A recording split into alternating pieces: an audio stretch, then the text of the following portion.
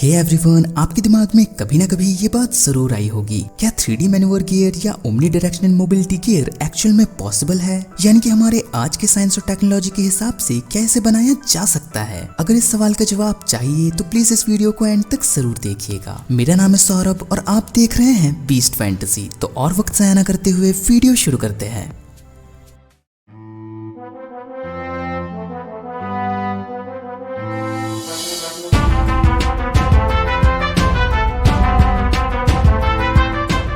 तो सबसे पहले मैं आपको बता देता हूँ कि अटैक ऑन टाइटन में ये 3D मैन्यूवर गियर असल में काम कैसे करता है।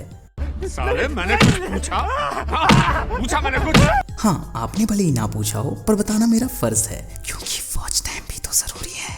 खैर छोड़ो। तो according to Attack on Titan सबसे पहले 3D मैन्यूवर के ग्रैपल हुक किसी भी हार्ड सरफेस में फंसाए जाते हैं, जैसे कि कंक्रीट वॉल्स या फिर बड़े पेड़ों में। जैसे ही ये फंस के वहाँ एक अच्छी ग्रिप बना लेते हैं तो सिलेंडर में जो कंप्रेस्ड गैस होती है उसे रिलीज करके कोई भी शख्स आगे बढ़ सकता है, जिसके बाद हम हुक्स को वापस खींच सकते हैं और इस प्रोसेस को रिपीट कर सकते हैं। सुनने में कितना सही लग रहा है, यहाँ तक कि कोई इम्पॉसिबल टास्क भी नहीं लग रहा। मतलब जहाँ तक हम जानते हैं हमारी टेक्नोलॉजी कितनी डेवलप हो चुकी है, तो क्या ये चीज रियल में बनाई जा सकती है? Is it possible? तो यारो आंसर है इतनी आसानी से थोड़ी बताऊंगा, वॉच टाइम भी तो जरूरी है। तो अगर बात करें इसके ग्रैपल हुक्स की, आई थिंक ऐसी कोई भी फोर्स नहीं है जो इन हुक्स को सीधा कंक्रीट वॉल्स में घुसा दे। पेड़ की बात करें तो पॉसिबल भी है, बट कंक्रीट वॉल यार मजाक थोड़ी है। पर चलिए एक पल के लिए मान लेते हैं कोई ऐसी चीज इस गियर में लगा दी जाए जो बहुत ही ज्यादा फोर्स के साथ इन ग्रैपल हुक्स को दीवार में फंसा देगी। बट अब एक नई प्रॉब्लम सामने आती है जो कि है इसकी ग्रिप। मतलब जैसे तैसे हमने इन हुक्स को तो फंसा दिया, बट इसकी क्या गारंटी है कि इन हुक्स की ग्रिप इतनी अच्छी होगी कि ये एक एवरेज ह्यूमन के वेट को संभाल सके?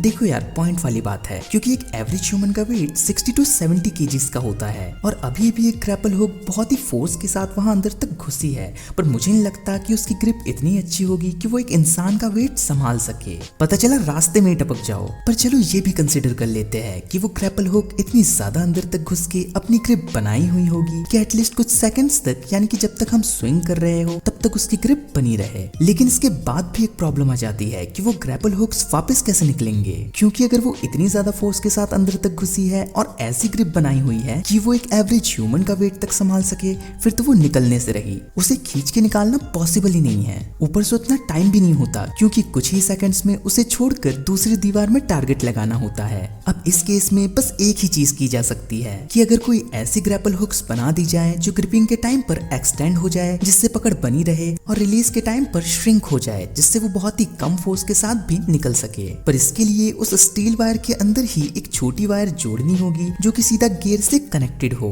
और हम उस हुक को अपने हिसाब से एक्सटेंड या श्रिंक कर सके। तो अब बात करते हैं इसके सिलेंडर की, जिसमें कंप्रेस्ड गैस स्टोर रहती है। अब ये गैस टैंक्स बहुत ज्यादा बड़ा रोल प्ले करती है, क्योंकि इसकी गैस एक बूस्ट की तरह काम करती है और आपको आगे की ओर ले जाती है। वैसे सीरीज में कुछ ज्यादा ही बड़ा चढ़ा के दिखाया गया है कि वो कुछ ज्यादा ही देर तक उस छोटे से सिलेंडर के सहारे गियर का इस्तेमाल कर सकते हैं, लेकिन रियल लाइफ में हमें उससे भी बड़ी गैस टैंक चाहिए होगी। पर उसके बावजूद भी हम सिर्फ कुछ मिनट तक ही 3D मैन्यूवर गियर को चला पाएंगे। तो इतनी सारी चीजों को ध्यान में रखकर मैं इस कंक्लूजन पर आया हूँ कि साइंटिफिकली ये भले ही पॉसिबल लगता हो, लेकिन हमारे रियल वर्ल्ड में इसको बनाने में बहुत दिक्कतें आएंगी। और एग्जैक्टली जैसा अटैक ऑन टाइटन में दिखाया है वैसा तो हम इसे बना भी नहीं सकते। शायद सिलेंडर को हम इलेक्ट्रिक मोटर से रिप्लेस कर दे, यानी बहुत सारी चेंजेस करनी पड़ेंगी और फिर भी हमें अच्छे रिजल्ट्स नहीं मिलने वाले। पर एक पल के लिए अगर मान भी ले कि जैसे तैसे ये बन भी गया, तो भी इसे कोई व्हीकल के तौर पर इस्तेमाल नहीं कर सकता। जस्ट फॉर फन इसे अम्यूजमेंट पार्क के रोलर कोस्टर राइड या फिर पैराग्लाइडिंग की तरह इस्तेमाल किया जा सकता है। पर बिना किसी भी ट्रेनिंग के अगर कोई इसको इस्तेमाल करता है तो यारो एक वार्निंग दे दूं, पहले से ही एम्बुलेंस को कॉल कर देना। और हाँ, ये मत सोचना कि आप बिल्कुल लीवाई की तरह हवा में कलाबाजियां कर पाओगे, लेकिन शायद टार्जन की तरह स्विंग कर सको। पर मिकासा इससे इम्प्रेस नहीं होगी।